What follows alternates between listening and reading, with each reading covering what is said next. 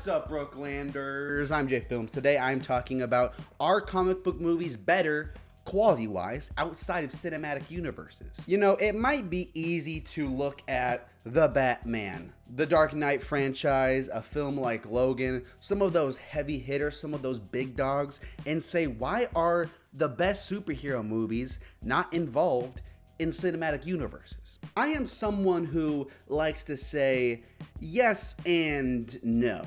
I'm sorry, I don't like being that guy, but it's true. It's true, okay?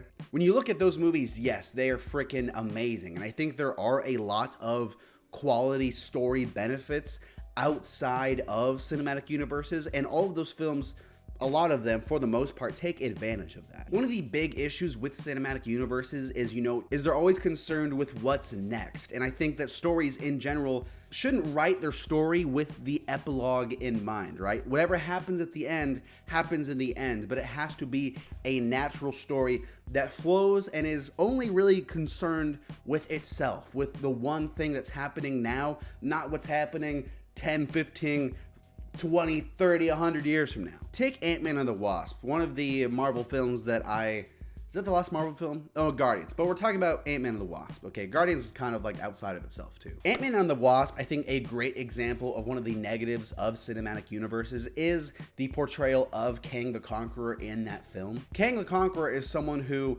we know is going to be popping up. Hell, we have a movie named after him in like the next few years. So we obviously know dude's a big deal, and he's gonna be popping up later. So when Ant-Man beats him at the end of this movie, you're like, what the hell?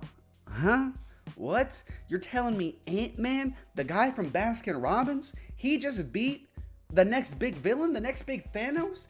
That doesn't make any sense. Now, let's pretend Ant-Man and the Wasp was its own thing, didn't have any cinematic universe. Kang dies, the end. Because all these characters are involved with so many cinematic universes, there are so many small details that get messed up and convoluted and confusing with the smallest touch in these movies. If Kang dies and Ant-Man isn't a part of the cinematic universe, as this is just the Ant-Man film franchise, the Ant-Man trilogy, he dies, Kang, and it's not a big deal. We all just move on. That's what happens at the end of superhero movies.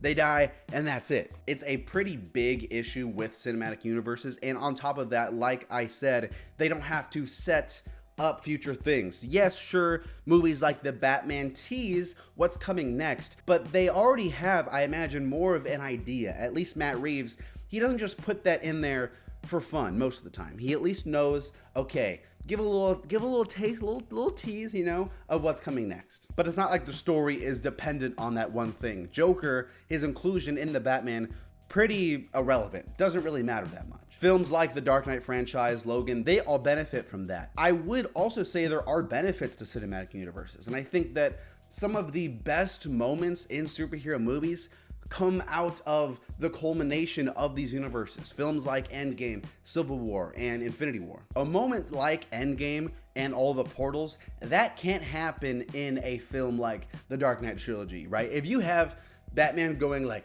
oh man, I need some help, Bane's about to kill me, and then freaking Superman's like, on your left, buddy, and Aquaman and Justice Man and the Flash Man and Wonder Woman Man, they all start popping up. What the hell's going on? Where did you guys come from? I think both can learn something from the other. There are a lot of benefits from both things. I don't think we should get rid of one or the other as much as people like to kind of clown on cinematic universes. Everyone's a cinematic universe. J Films cinematic universe coming up. There are some insane benefits to them. There are some incredible payoffs and collaborations that are a little more actually in the spirit of original comics. But those one-off, more isolated stories are amazing as well. We really need those, and sometimes I think those big cinematic universe films can take notes to focus more on what's here and not what's coming next. Everyone, that's the video. Thanks for watching. Subscribe if you want. New video every day.